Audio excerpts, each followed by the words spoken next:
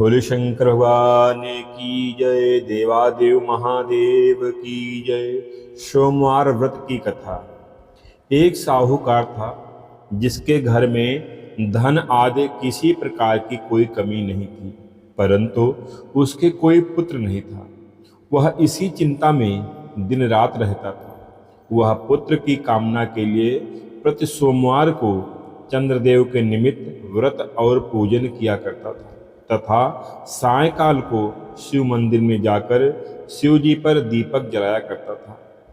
उसके भक्ति भाव को देखकर एक समय श्री पार्वती जी ने शिव जी से कहा, महाराज, यह साहूकार आपका अनन्य भक्त है और सदैव आपका व्रत और पूजन बड़ी श्रद्धा से करता है। इसकी मनोकामना पूर्ण करनी चाहिए। शिव जी ने कहा, हे पार्वती, यह संस्कार कर्म क्षेत्र है। जिसका जैसा भाग्य होता है वैसा ही प्राप्त करता है। पार्वती ने अत्यंत आग्रह से कहा, महाराज, यह तो आपका परम भक्त है, इसका कष्ट आपको अवश्य दूर करना चाहिए। आप तो परम दयालु हैं, अपने भक्तों के दुखों को दूर करते हैं। अतः यदि आप ऐसा नहीं करेंगे तो भक्तों के कष्ट कौन दूर करेगा। पार्वती जी का ऐसा आग्रह देख शिव जी महाराज कहने लगे, हे पार्वती, इसके कोई पुत्र नहीं है। इसी चिंता में यह अति दुखी रहता है। इसके भाग्य में पुत्र ना होने पर भी मैं इसको पुत्र प्राप्ति का वर देता हूँ, परंतु वह पुत्र केवल 12 वर्ष तक जीवित रहेगा। इसके पश्चात वह मृत्यु को प्राप्त हो जाएगा। यह सब बातें साहूकार सुन रहा था।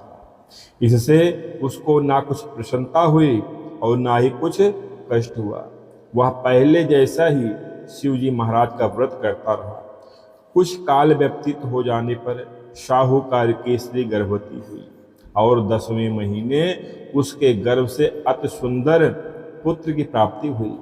साहूकार के घर में बहुत खुशियां मनाई गई, परंतु साहूकार ने केवल 12 वर्ष की आयु जान कोई प्रसन्नता प्रकट नहीं की और न ही किसी को यह भेद बतलाया।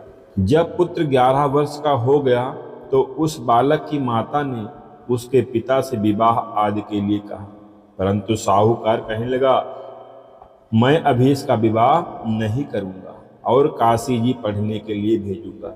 फिर साहूकार ने अपने साले को बुलाकर और उसको बहुत सा धन देकर कहा, तुम इस बालक को काशी पढ़ने के लिए ले जाओ।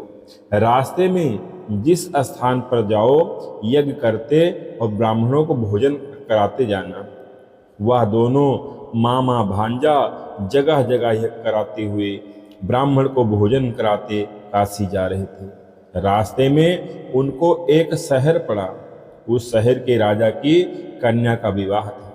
दूसरे राजा का लड़का जो विवाह कराने के लिए बारात लेकर आया था वह एक आंख से काना था।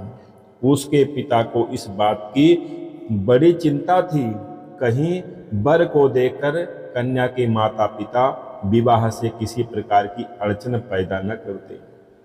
जब उसने अति सुंदर सेठ के लड़के को देखा तो मन विचार किया कि क्यों ना इस लड़के को वर के कपड़े पहनाकर घोड़ी पर चढ़ाकर ले जाएं।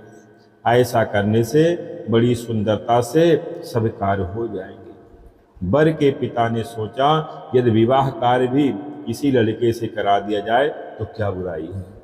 ऐसा विचार कर राजा ने लड़के और उसके मामा से कहा कि यदि आप फेरों और कन्यादान का काम करा दें तो आपकी बड़ी कृपा होगी और हम इसके बदले में आपको बहुत सा धन देंगे।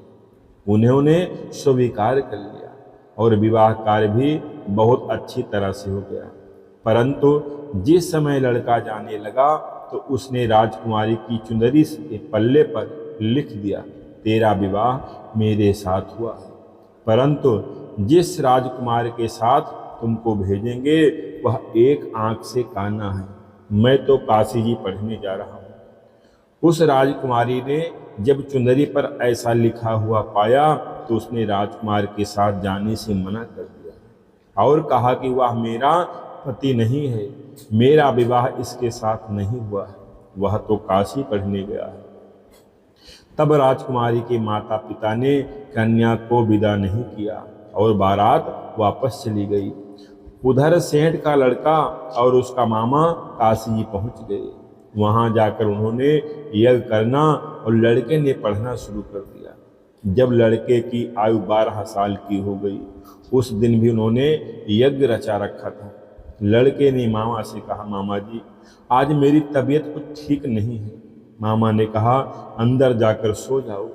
लड़का अंदर जाकर सो गया और थोड़ी देर में उसके प्राण निकल गए। जब उसके मामा ने आकर देखा तो वह मुर्दा पड़ा है, तो उसको बहुत बड़ा दुख हुआ।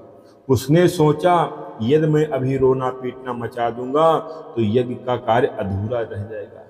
अतः उसने जल्दी से यज्ञ का कार्य समाप्त कर ब्राह्मणों के जाने के बाद रोना पीटना आरंभ कर दिया।